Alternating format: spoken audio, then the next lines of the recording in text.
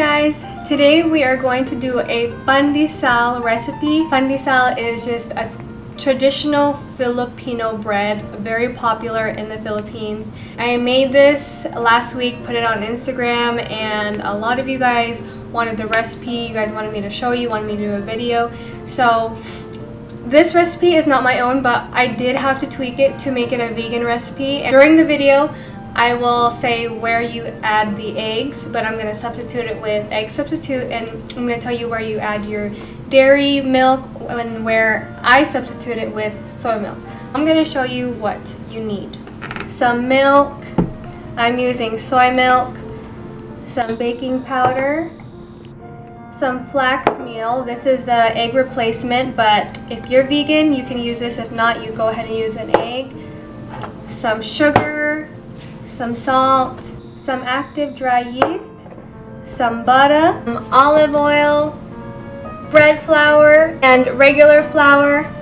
And then lastly, you're gonna need some breadcrumbs. First, you're gonna take some milk, and I know traditionally, or just a lot of regular bread, you use water to rise the yeast, but in Pandesal, the Filipino traditional bread, they use milk. I'm going to microwave this until it is warm and not boiling hot so that the yeast will rise.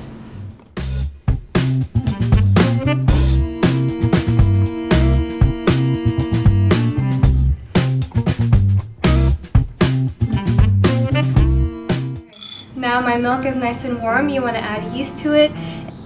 1 sugar.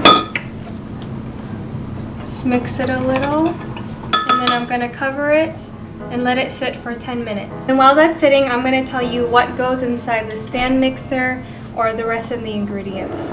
Some all-purpose flour, the bread flour, some salt, and some baking powder. And then you also need half a cup of sugar, but since I added a tablespoon already to the yeast, I'm not going to fill it all the way up.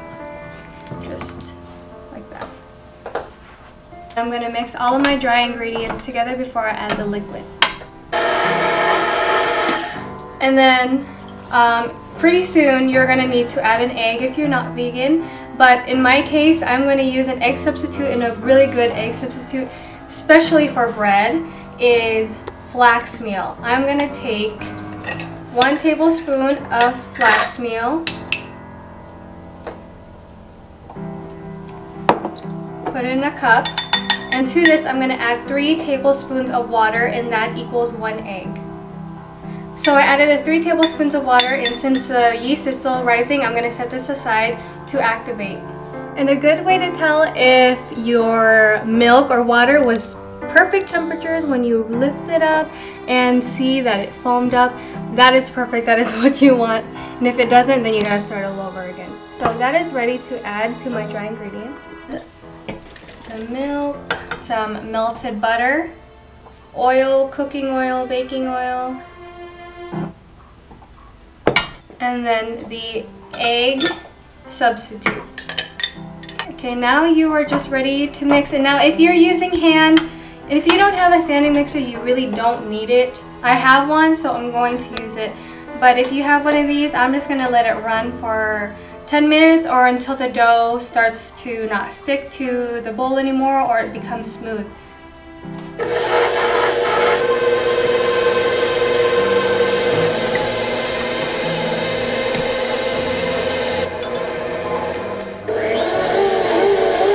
So I'm going to use a glove because it's more sanitary that way.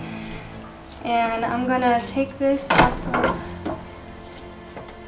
This is where I like to stop and just roll the ball myself, but I'm just going to add just a little bit more flour.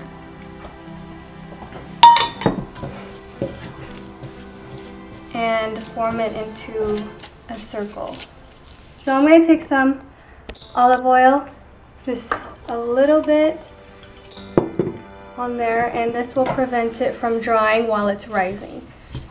And then you want to take a kitchen rag or some saran wrap or whatever you have to cover it, but I'm going to cover it with this like that. I'm going to let this sit in the kitchen for an hour. It's summertime here in the Midwest, even though it's still spring everywhere else. It literally is summertime. The perks of living here is having great bread during the summer. It is just perfect for rising because it's so hot inside and out. Wherever you live is always cold. A tip is to turn on the oven while you're prepping your bread, and then once you're ready to let it rise, turn off the oven, open the door a little bit, and all the heat from the oven will heat inside of your kitchen and your bread will rise perfectly. I'm gonna let this on top of the oven, let it rise for an hour, and hope that it doubles in size. Okay, so an hour later, here's here's what it looks like. I was not expecting it to be that big. You just want to punch it down a little like that. Lightly flour your surface. Oh, there you go. Next thing you'll need is just a plate, maybe a bread knife or a cutting utensil, and some breadcrumbs. Cut this into 4s, and then I want to form this into a log. I'm not going to knead it again because it's already, you know, set. Put it onto a plate. Like this. It's not going to be perfect. And then take a baking sheet with some parchment paper and lay it on there like that. Quel cappello, quella chioma, quell'aria brillante.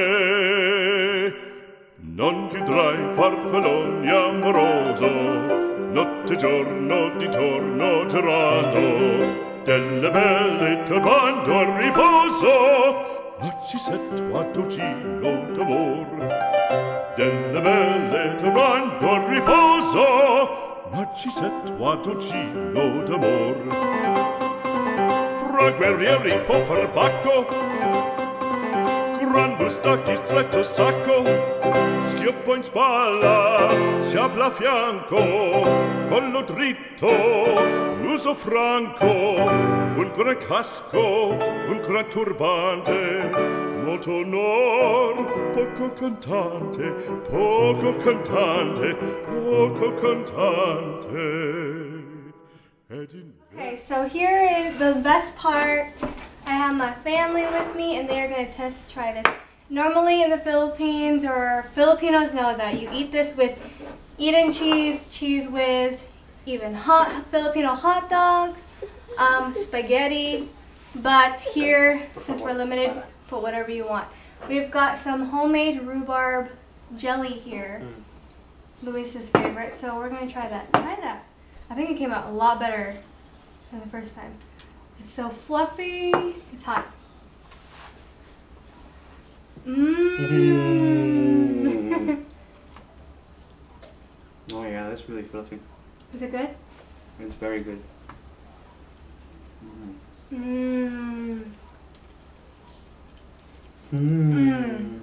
Yes.